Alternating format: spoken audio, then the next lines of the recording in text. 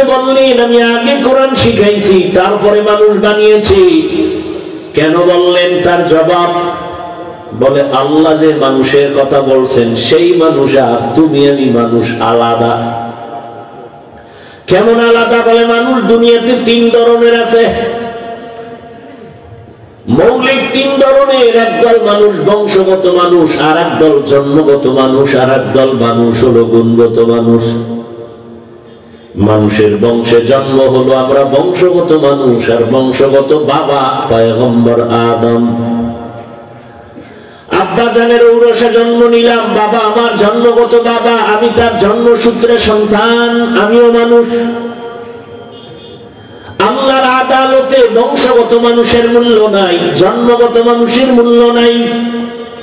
আল্লাহর আদালতে একমাত্র গুণগত মানুষের দাম। বংশগত মানুষ হইয়া দাম নাই, জান্নাত পাওয়া যাবে না। আল্লাহর কাছে একদল মানুষের দাম, তারা হলো গুণের মানুষ। কি মানুষ? এবার বুঝেন গুণের মানুষ কাকে বলে। বানানেওয়ালা যে কোনো জিনিস বানায় কোনো কাজের জন্য বানায়। ভালো করে মনে রাখবেন, যেই বস্তুটা যেই কাজের জন্য বানানেওয়ালা বানায় ওই বস্তুটার জন্য ওই কাজ হলো গুণ। আমি উদাহরণ দিয়ে এভাবে বলি, যেমন আমি মাউথ সামনে নিয়ে কথা বলি, মেশিন আমার কথা টেনে হর্ন থেকে ইউনিটের মাধ্যমে বের করে দেয়। এই মাইকওয়ালা যখন মাইক বানাইছে, ইঞ্জিনিয়ার কি জন্য বানাইছে, কি কাজের জন্য? আওয়াজ দূরে নেওয়ার জন্য। তাহলে এই মাইক যেই কাজের জন্য বানাইছে এই কাজ হলো এই মাইকের গুণ। বাতিওয়ালা বাতি বানাইছে কেন? অন্ধকার দূর করে আলো দিবে। তাহলে বাতির কাজ হলো আলো দেওয়া, বা আলো দেওয়াই বাতির গুণ। মাইকওয়ালা মাইক বানাইছে আওয়াজ দেওয়ার জন্য, আওয়াজ দেওয়া মাইকের গুণ। যেই জিনিসটা যেই কাজের জন্য বানানেওয়ালা বানায় ওই কাজ হলো ওই জিনিসের গুণ। পাখাওয়ালা পাখা বানায় বাতাস দেওয়ার জন্য, বাতাস দেওয়া পাখার গুণ। মাইক যদি আওয়াজ না দেয় সবাই বলবে এটা গুণের মাইক না, লাথি মেরে ফেলে দাও, ভেঙ্গে ফেলো। বাতি যদি আলো না দেয় সবাই বলবে ভেঙ্গে ফেলো, এটা গুণের বাতি না। পাখা যদি বাতাস না দেয় বলবে এটাকে ভেঙ্গে ফেলো, এটা গুণের পাখা না। তাহলে গুণের মানুষ কি বলে? যেই জিনিসটা বানানেওয়ালা যেই কাজের জন্য বানায় ওই কাজ হলো ওই জিনিসের গুণ। মাইক বানাইছে কি জন্য? আওয়াজ দেওয়ার জন্য, আওয়াজ দেওয়া মাইকের গুণ। বাতি বানাইছে কি জন্য? আলো দেওয়া বাতির গুণ। পাখা বানাইছে কি জন্য? বাতাস দেয়া পাখার গুণ। এই সহজ কথা ভালো করে মনে রাখবেন। বলেন এবার আল্লাহ মানুষ বানাইছেন কি কাজের জন্য? ওয়ামা খালাকুতুল জিন্না ওয়াল ইনসা ইল্লা লিয়াবুদুন।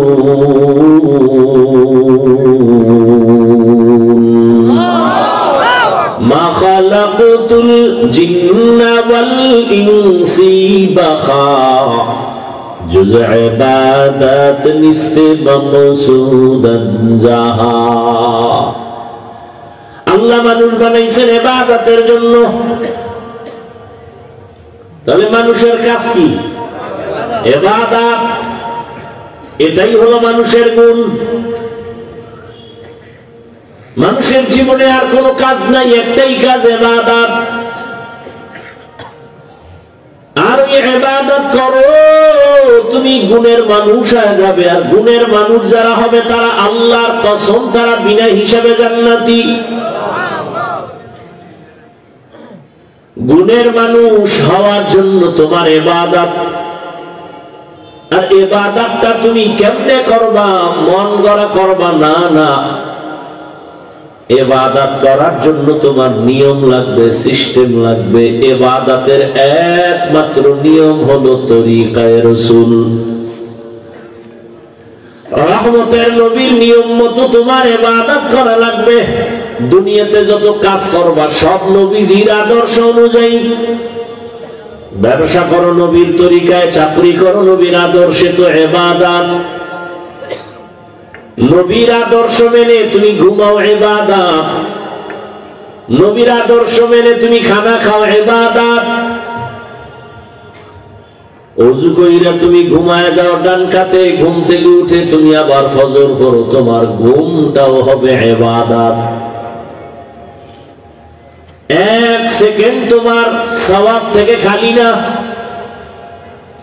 এখন নবীর তরিকা তো আমি জানি না, বুঝি না, কারণ নবীর তরিকা মাইনা ইবাদত যদি করতে চাও নিয়ম জানতে হলে লাগবে কোরআন।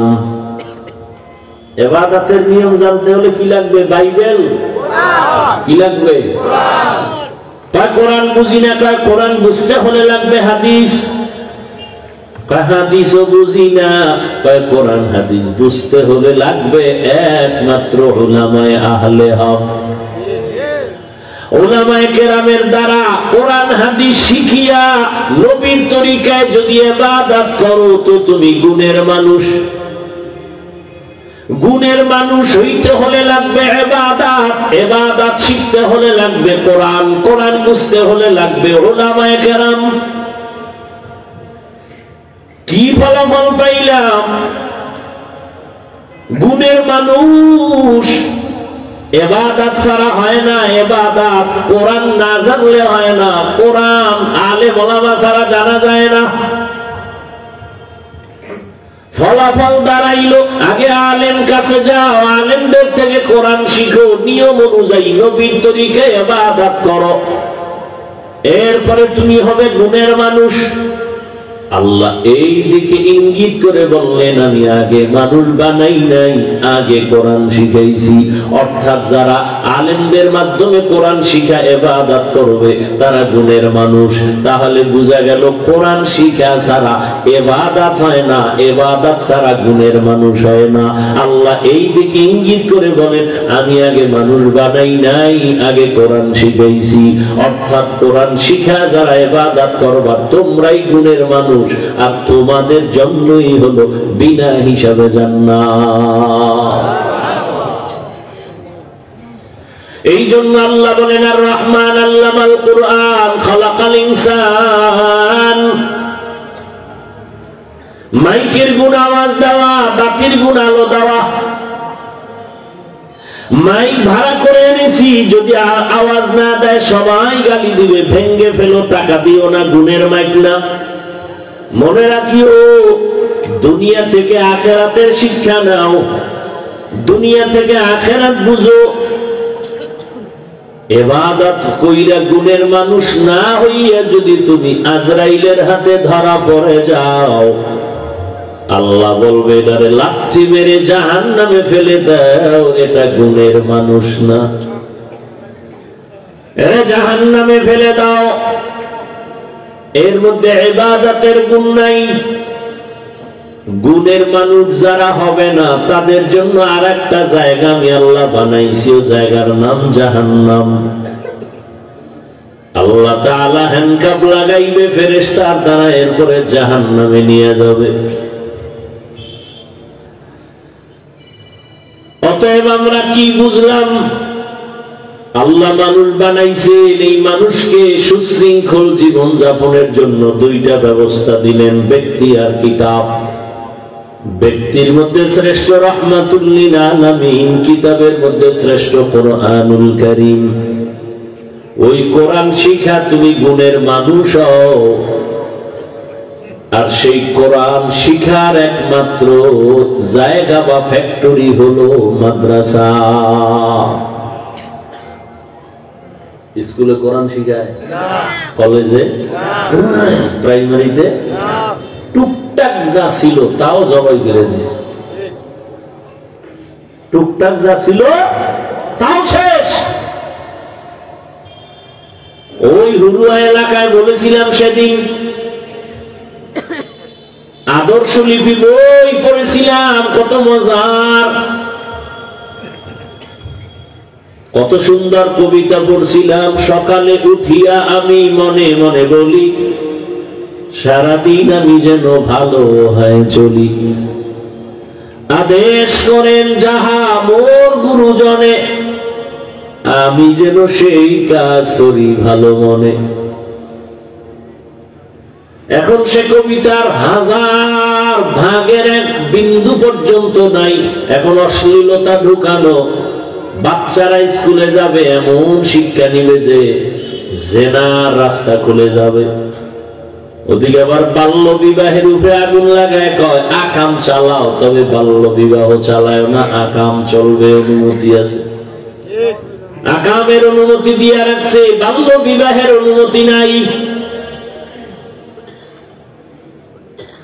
কোথায় যাবেন আবার? সেদিন শুনলাম কিছু কিছু আম্মা জানেরা রেডি হয়ে গেছে, তারা অধিকার নিয়ে মাঠে নামবে। কি অধিকার? বাবার থেকে সম্পদ ছেলে যেমন পাবে সমান সমান মাইয়াও পাবে।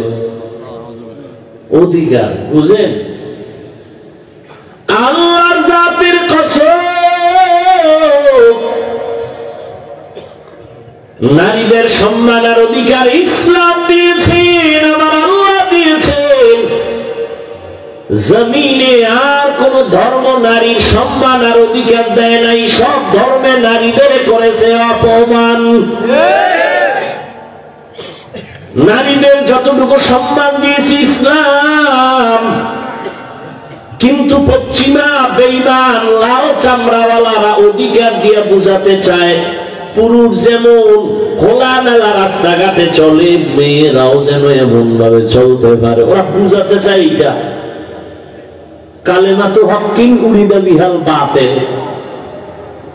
নারীর অধিকার চায়, আল্লাহ দিয়েছেন অধিকার, নারীর অধিকার বেশি। ওরা যারা চায় ওদের উদ্দেশ্য কি? কথা বলেন। ওরা বুঝাতে চায় যুবক পুরুষ যেমন খোলা মেলা চলে আমরাও চলবো, পুরুষ যেমন শর্ট প্যান্ট লাগাইয়া ফুটবল খেলে আমরাও খেলবো, ওই পুরুষেরা যেমন ইচ্ছা মতো স্বাধীনভাবে দুনিয়া ঘুরে আমরাও ঘুরবো, ওরা যেমন চেহারা খোলা রাখে পর্দার চিন্তা করে না আমরাও এভাবে চলবো। এজন্যই তো বেঈমানের গডফাদার আমেরিকার বুশ বলেছিল, আমি চাই গোটা দুনিয়ার যুবক দাড়িবিহীন হবে আর মেয়েরা সব পর্দাবিহীন হবে। সৌদি আরবে তো তাই শুরু হয়ে গেছে। পুরুষ যদি ড্রাইভারি করতে পারে মেয়েরা করবে না কেন? পুরুষ যদি সাঁতারের প্রতিযোগিতা যায় মেয়েরা দিবে না কেন? পুরুষ বিমান চালাবে মেয়েরা পারবে না কেন? অনেক কথা মুখে আসলেও ব্রেক করে দেই, লজ্জা লাগে। আল্লাহ বানানোর সময় তো নারীদের এতটা নরম করে বানাইছে, বাহিরের পরিবেশে মেয়েরা থাকলে শরীর নষ্ট হয়ে যাবে। এরা ঘরের মধ্যে থাকবে, স্বামীর কামাইয়ের জন্য দোয়া করবে। অনেক মা বোনেরা মনে করে স্বামী একা কামাই করলে কি আবার উন্নতি হবে, আমিও রাস্তায় নেই মা কামাই করি। ও মা বুঝো, যদি তুমি পর্দা করিয়া আল্লাহর কাছে দোয়া করো, নামাজ পড়ো, স্বামী যদি 5 টাকা পায় 50 টাকার বরকত আল্লাহ দিবে। আর তুমি যদি নামো তো স্বামীর বরকতের বাস দিয়ে দিলা, সব গোষ্ঠী শুদ্ধা কামাই করছো কোটি টাকা, এক গজবে নাই। মাইয়ার পাও ভাঙছে, ছেলের পেটে ব্যথা, ওদিকে তোমার লিভারে সমস্যা, এমন গজব ঘর শুদ্ধা শুরু হয়েছে। এবার জমিন ব্যাস, বাড়ি ব্যাস, ফকিন্নি হইয়া ঘুমা। মাওলার সাথে পাল্লা দিয়ে পারে কেউ? পাগল, রাস্তা পাগল।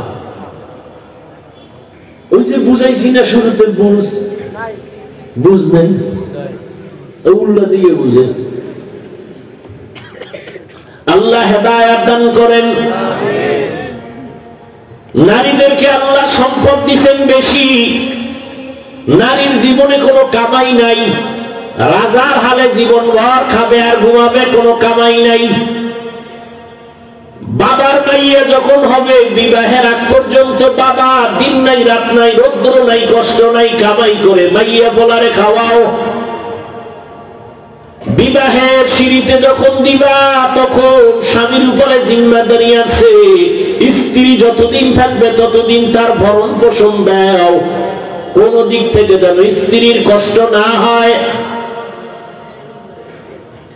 যখন স্বামীর ঘর নাই, স্বামী মরে গেল, এবার সন্তানের উপরে জিম্মাদারি। এক চালাক আল্লাহর বান্দি কয়, আমার স্বামীও নাই, মাইয়া বলাও নাই, আমার উভয়ে কি?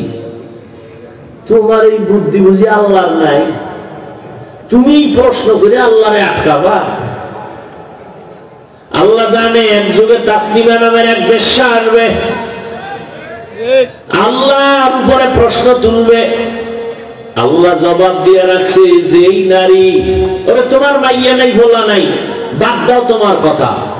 কেউ মাইয়া বলা যাও আছে, কিন্তু মেয়েটা বধির, অন্ধ অথবা প্রতিবন্ধী।